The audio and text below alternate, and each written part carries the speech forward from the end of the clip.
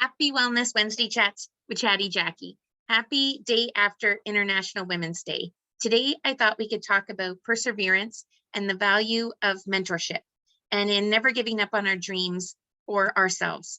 I thought we could feature 3 women that had a mentor and never gave up. And the first one, well, Oprah. Oprah was actually born Orpah Gail Winfrey. She was named after a biblical figure. Her mom was a teenager when she was born, and their family struggled with a lot of stuff. People constantly mispronounced her name as Oprah.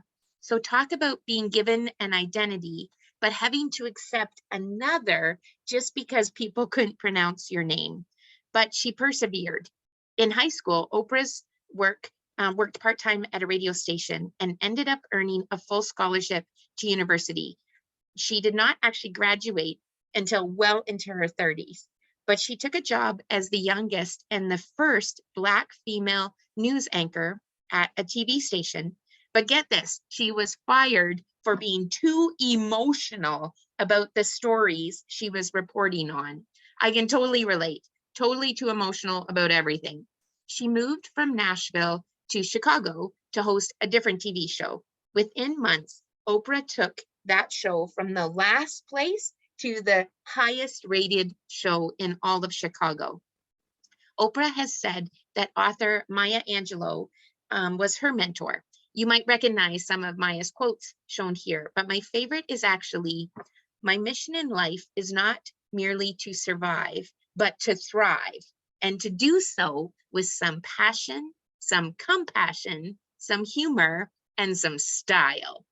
And then, hello, Lady Gaga. She has all the style in the world, but she was also not born this way. She was born Stephanie Joanne Angelina Germanato. Lady Gaga has said her mentor was Elton John and that he played a huge role in her recovery. She said Elton always challenged her to take care of her artistry, but to also take care of herself. And now Lady Gaga is returning the favor by being a mentor to Ariana Grande. Lady Gaga said she was happy to do that because she didn't have a female mentor when she was younger.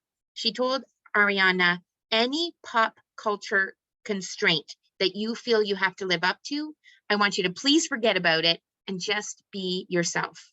Now, where are all the hockey fans in the room? Let's talk about Natalie Spooner, shall we? Growing up in Scarborough, she played a ton of hockey, including at her high school. And at 17, she dropped in front of a shot and she ended up breaking her jaw in 2 places.